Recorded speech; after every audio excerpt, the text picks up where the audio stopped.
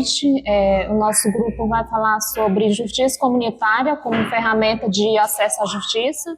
É formado por mim, Jacilene, a Tatiane e o Renato.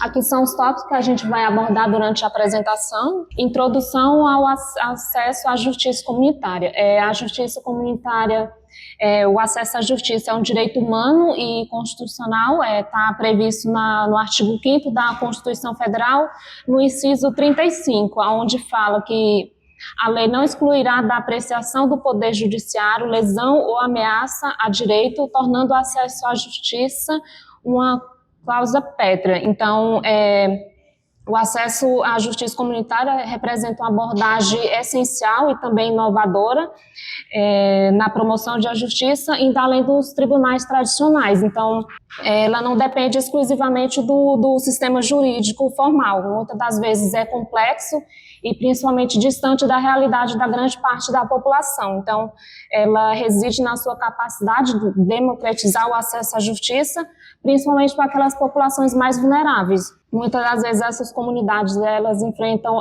diversas barreiras, como a falta de recurso para custear os processos, a ausência de conhecimento sobre quais são os seus direitos, além do receio de se envolver, com o sistema de justiça formal e principalmente com a distância, dos centros judiciários. Então, o objetivo da justiça comunitária é buscar ser acessível, compreensível e também participativa, fazer com que toda a sociedade ela tenha direito ao acesso à justiça. Então, a justiça ela se manifesta através de iniciativas como a mediação, a conciliação, a arbitragem, defensorias públicas, na qual já foi abordado, e também os núcleos de práticas jurídicas, entre várias outras iniciativas que ela aborda. Bom, o surgimento dela no Brasil começou no ano de 2000, mas em 2005 ela venceu o prêmio de Justiça Comunitária lá em segundo lugar no prêmio Inovare, através do Ministério da Justiça. E no biênio de 2008 e 2009 foi que ela ganhou maior força. Já o surgimento da justiça comunitária, ela se deu pela necessidade da gente ter meios alternativos para a resolução de conflitos e ganhou força através do Conselho Nacional de Justiça, que tem formado os agentes jurídicos como ferramenta de conciliar e ser a voz do povo entre a justiça e o povo em si, em vez para levar o conhecimento até o povo, de forma mais clara, coesa. E no slide 2, eu vou falar sobre os benefícios. Os benefícios da justiça comunitária, o primeiro é o fortalecimento da cidadania e do protagonismo comunitário, e devolve à comunidade ao poder de poder resolver o conflito entre si, sem precisar acionar a justiça de fato. E isso é muito benéfico porque não tem as custas processuais, como a minha colega falou, e traz também uma educação em direitos e acesso à informação, por meio das ações que os agentes comunitários fazem, por meio de cursos, de treinamentos, entrega de cartilhas, para preparar o público e a comunidade para entender como eles devem acessar ao acordo de justiça comunitária. E também trouxe um benefício, que é a resolução dos conflitos de forma acessível e voluntária, porque ninguém da comunidade é obrigado a ter ao momento de comunhão ali, de acesso por meio do agente jurídico. Ele tem acesso de ir direto na defensoria e procurar um advogado, mas por não querer passar por todo aquele processo de uma custa processual, de um longo processo jurídico, e precisar dessa situação mais constrangedora, mais demorada, às vezes ele acaba acionando esse método. Ele veio para complementar a justiça e não para tirar o poder da justiça, mas para diminuir a quantidade de processos que a gente tem.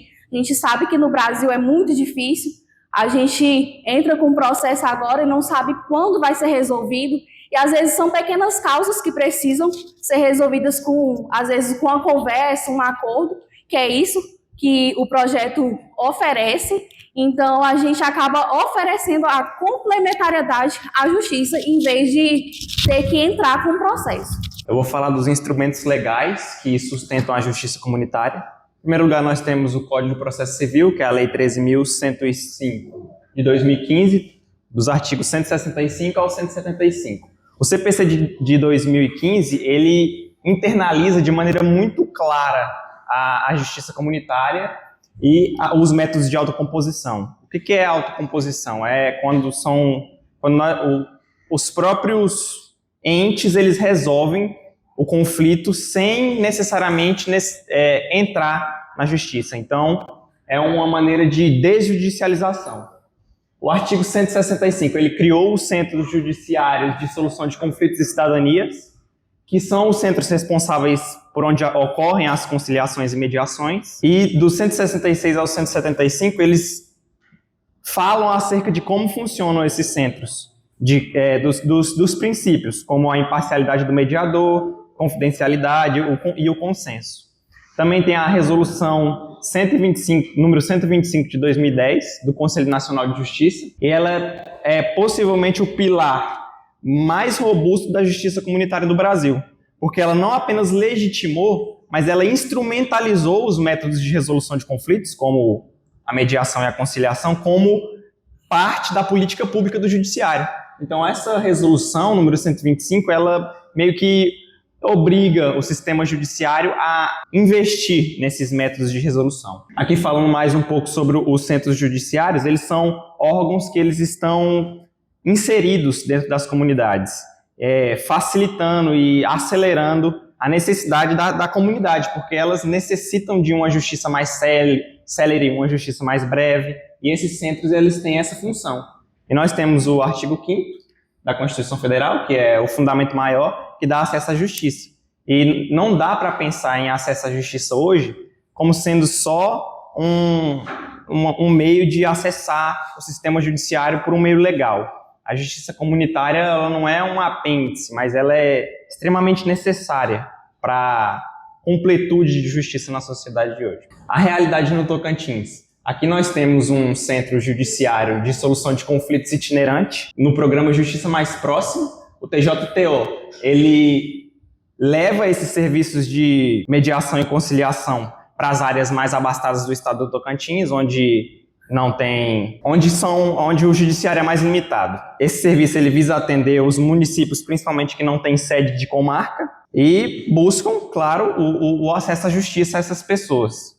Um caso que aconteceu agora em 2025 foi que, por meio do trabalho do Sejusc itinerante tocantinense, uma mãe conseguiu o reconhecimento da paternidade e a definição da pensão alimentícia para o seu filho.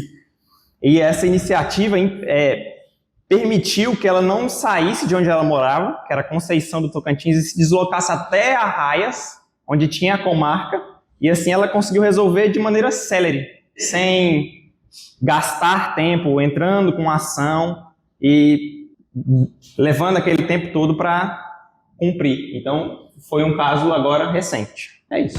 Aqui estão as referências, a notícia é o último link, eu vou enviar ela lá no grupo, e é isso.